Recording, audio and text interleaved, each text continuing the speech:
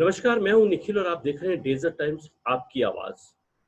आज ये आवाज तो है लेकिन इस आवाज में एक बहुत बड़ी खामोशी है। दरअसल आदर्श क्रेडिट कोऑपरेटिव सोसाइटी से जो लाखों निवेशक सड़क पर आ गए, बेरोजगार हो गए, जिनकी अपनी माली हालात खराब हो गए, आज जो मैं आपको दिखा रहा हूं, ये मेरे 20 साल की पत्रकारिता में ये पहला ऐसा इंटरव्यू है जिसमें आवाज नहीं है, खामोशी है। और इस खामोशी की गूंज कम से कम उन जिम्मेदारों तक जरूर पहुंच जानी चाहिए और उन जिम्मेदारों को आगे होकर कोई काम करना चाहिए। मेरे साथ स्क्रीन पर जो आप देख रहे हैं, ये कमलेश भाई हैं।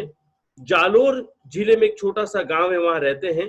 गुजरात आनंद में टेलरिंग का काम करते हैं। कुछ समय पहले इनके गले में एक छोटी सी गांठ हुई थी, एक छोटा ट्यूमर था जिसका इन्होंने ऑपरेशन करवाया है। अभी ये बोल नहीं पा रहे हैं। मैं उन ट्रस्ट का भी, जो देसाई हॉस्पिटल ट्रस्ट है, जिन्होंने इनके इलाज का खर्चा वहन किया, मैं उनको भी साधुवाद करता हूं कि उन्होंने इनके माली हालात को देखा। दरअसल कमलेश भाई का आज सुबह मुझे एक खामोश वीडियो आया, तो मैंने इन्हें जवाब में लिखा कि क्या आपका ये वीडियो खामोश है तो आप मेरे से चैटिंग में मजाक कर रहे हैं। इन्होंने मुझे जवाब में जो कहा, मेरी रूह हिला देने वाला था। इन्होंने मुझे कहा कि मैं बोल नहीं सकता, मेरे गले में ट्यूमर था जिसका ऑपरेशन हुआ है। ये कमलेश जी हमारी तरह बोलते हैं, हमारी तरह ही बोलेंगे भी, लेकिन फिल वक्त इनके गले में जो ऑपरेशन हुआ है उसकी वजह से ये बोल नहीं पा रहे हैं। मैंने इनको कहा कि आप स्क्रीन पे मेरे सामने आइए।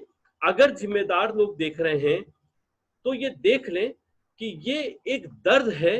इन्होंने अपनी पाई पाई, जो इनके खून पसीने की कमाई थी, उस कमाई से पाई पाई जोड़कर तकरीबन 25,000 रुपया इन्होंने आदर्श क्रेडिट कोऑपरेटिव सोसाइटी में जमा कराया।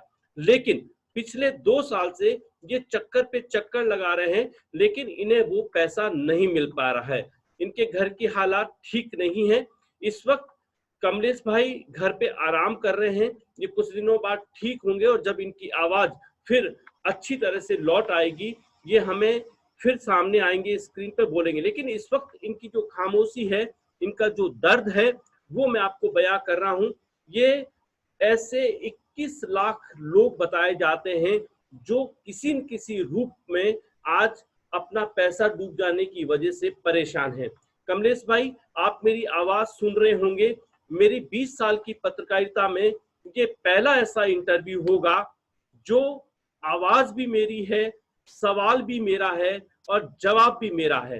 दरअसल अभी पिछले कुछ देर से लगातार मेरी कमलेश भाई से चैट हो रही है। इन्होंने मुझे चैट पे जो बताया, इनकी सारी चैटिंग जो है वो मेरे व्हाट्सएप पर है।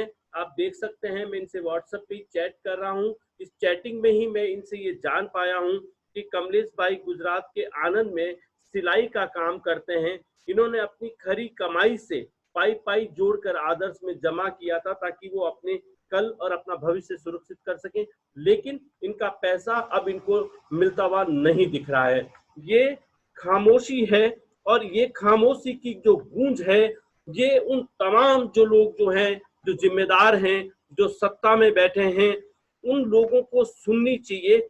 ये लोगों का दर्द है और ये दर्द अब इनका इनसे नहीं सहा जा रहा, ये दर्द इनका बढ़ता जा रहा है। एक इकलौते कमाने वाले हैं कमलेश जी। अपने गले में ऑपरेशन की वजह से इस वक्त ये अपने मूल गांव जालोर जिले में इनका एक गांव आता है जहां पर ये अभी आराम कर रहे हैं।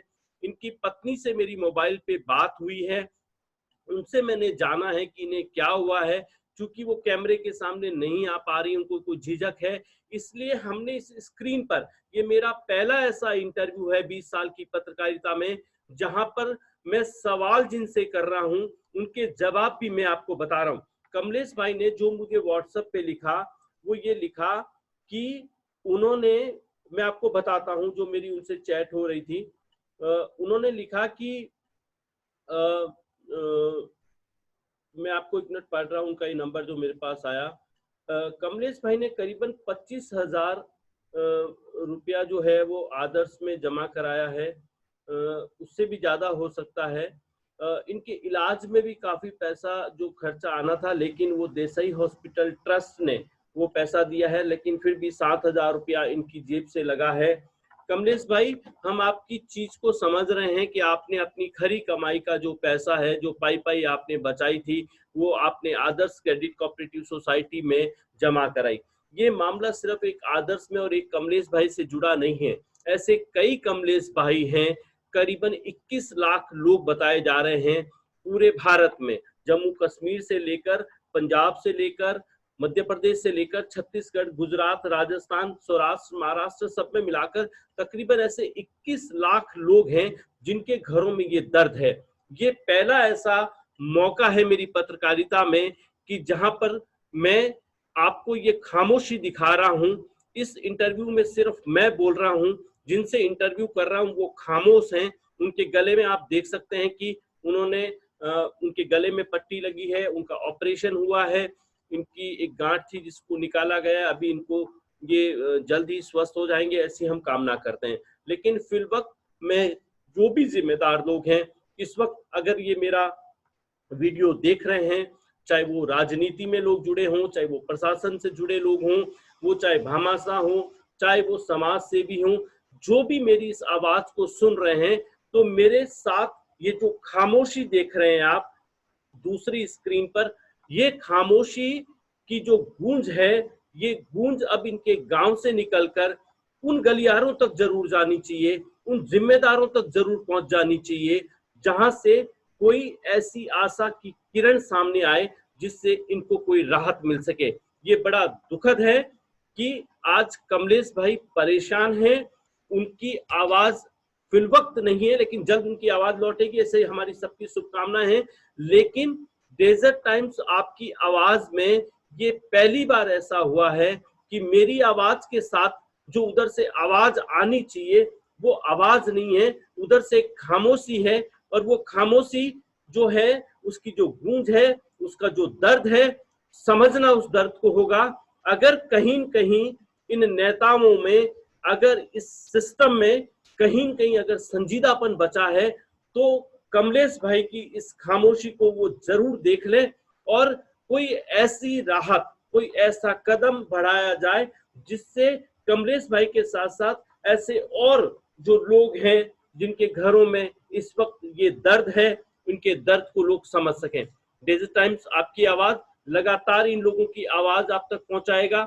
मैं कभी भी नहीं चाहूंगा कि कोई ऐसा इंटरव्यू लूं जिसमें अपना दर्द कोई बयान नहीं कर पाए, अपने कंठ से वो बोल नहीं पाए, ऐसा मैं इंटरव्यू कभी लेना नहीं चाहूंगा। लेकिन इस वक्त मैं कमलेश भाई को मेरी स्क्रीन पे जो आप दर्शकों को दिखा रहा हूं, वो सिर्फ इसलिए दिखा रहा हूं कि लोग ये चीज समझें कि ये जो दर्द है कमलेश भाई का, ये सिर्फ दर्द उनका नहीं रहे। आज डेजर्ट टाइम के मंच से ये दर्द उस तमाम हिंदुस्तानी तक पहुंचना चाहिए, उन 21 लाख लोगों का दर्द उन जिम्मेदारों तक पहुंचना चाहिए जिनकी वजह से आज ये लोग इस तकलीफ में हैं। धन्यवाद कमलेश भाई। हम पूरी उम्मीद करते हैं कि मैं आज आपकी आवाज बनकर इस मंच से, मेरे ही सवाल हैं, मैं आपकी तकलीफ को समझ रहा हूं।